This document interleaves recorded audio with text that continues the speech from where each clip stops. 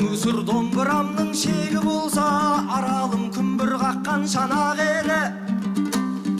Домбыра омырылса сағасынан, ойлаңдар, онда немен қалар еді. Арал теңізі 1970 жылдарға дейін өз табиғи арнасында болды. Кеңес одағы кезінде көршілес Өзбекстанда мақта өндірісін ұлғайту мақсатында Әмудария өзені бөгеліп, теңізге су құйылуы тоқтатылды. Бүгінгі таңда өзімізде күріш дақылын жоспардан тыс көп егу салдарынан Сырдария өзенінде су қалмай, Арал теңізі мүлдем құрғап кету алдында тұр. Арал өңіріндегі экологиялық апаттан зардап шеккен халықты әлеуметтік қорғау мақсатында Қазақстан Республикасының 1992 жылғы 30 маусымдағы нөмірі 1468 Арал өңіріндегі экологиялық қасірет салдарынан зардап шеккен азаматтарды әлеуметтік қорғау туралы заңы қабылданды. Аталмыш заң күшіне енгеннен кейін азаматтар қосымша әлеуметтік қолдау, өтемдер мен коэффициенттерге ие болды. Дегенмен кейіннен Қазақстан Республикасы Президентінің 2009 жылғы нөмірі 829 жарлығымен заңның кейбір баптары уақытша тоқтатылып, кейбірі күшін жойды. Мысалы, заңның 15 бабында экологиялық апат салдарынан зардап шеккен адамдарға берілетін қосымша өтемдер мен жеңілдіктер бөлімінің нөмірі 1, 2, 4 және 5 тармақтары алынып тасталды.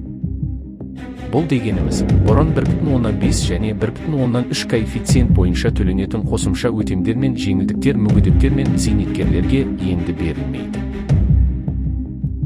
Сонымен қатар, заңның 13 бабында көрсетілгендей, экологиялық апат және дағдарыс аймақтарында тұрып жатқан, және 1998 жылғы 1 қаңтарға дейін зейнетке шыққан азаматтар үшін аймақтық коэффициенттер арқылы зейнетақы төлеу қарастырылған. Алайда зейнетақыны есептейтін тиісті құзырлы орган бұл бапты назарға алмай, коэффициентті қоспай есептейді. Нәтижесінде, Арал өңіріндегі экологиялық апат салдарынан зардап шеккен азаматтар әлеуметтік қолдаудан шын мәнінде айырылып отыр. Бұл жағдайдың дәлелі ретінде Қызылорда облысының Қазалы аудандары мен Ақтөбе облысының Шалқар ауданына жолданған хаттардың жауаптары айғақ бола алады. Заң қағаз жүзінде ғана қалмай, нақты халыққа қолдау көрсетуі тиіс еді. Алайда қазіргі таңда экологиялық апат аймағындағы тұрғындар қажетті әлеуметтік жеңілдіктерден айырылып отыр.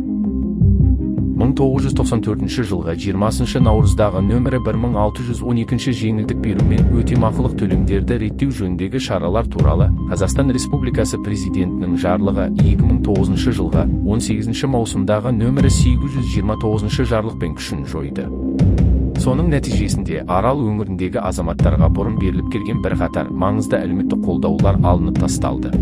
Жоғарыда аталған жеңілдіктер тоқтатылған кезде мемлекет қаржы тапшылығын алға тартты.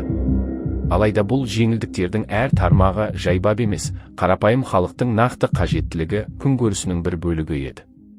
Әр санның, әр тармақтың артында Арал апатының салмағын арқалап отырған адамдардың тағдыры тұрғанын ескерсек, бұл шешімнің әділетсіз екені айқын. Ал енді тағы бір маңызды жайт, Арал экологиялық дағдарыс аймағының жаңа шекаралары. Жуырда Түркістан облысы Кентау қаласының тұрғындары экологиялық аймақ мәртебесіне енгізіліп, тиісті министрлік тарапынан оларға 30% экологиялық үстеме белгіленді. Бұл дұрыс әрі қажетті шешім. Алайда Аралға географиялық тұрғыдан бұдан да жақын орналасқан Ақтөбе облысының Ырғыз, Байғанин, Мұғалжар және Темір аудандарының, Ұлытау облысының Ұлытау ауданының тұрғындарына небәрі 20% үстеме ғана қолданылып отыр. Бұл әділдікке де, логикаға да сай келмейді. Аталған аудандардың экологиялық жағдайы ауыр, Арал апатының салдарын күн сайын сезініп отыр. Сондықтан олардың да экологиялық үстемақы мөлшері 20%-дан 30%-ға көтеріліп, Кентау қаласымен теңестірілуі қажет. Бұл азаматтардың денсаулығын, әлеуметтік жағдайын қорғауға бағытталған, уақыт талабы болып отырған әділ шешім. Нақтылай айтқанда, Арал өңіріндегі экологиялық қасірет салдарынан зардап шеккен азаматтарды әлеуметтік қорғау туралы заңында көрсетілген келесі жеңілдіктердің күші жойылды. Ақысы төленетін қосымша еңбек демалысы. Айлық тарифтік ставкасы немесе лауазымдық жалақысы мөлшерінде жыл сайын берілетін сауықтыруға арналған материалдық көмек. Көлікте тегін жүру, оның ішінде сырқат баламен емделуге барып келу құқығы. Дәрігер рецептімен берілетін дәрілерді тегін алу немесе 30% жеңілдікпен сатып алу. Тіс протездерін тегін немесе 20% жеңілдікпен жасату және жөндету. Санаторий курорттық емделуге тегін жолдама алу. Мүгедек болып қалған азаматтарға және асыраушысынан айырылған отбасыларға төленетін бір жолға өтемақы.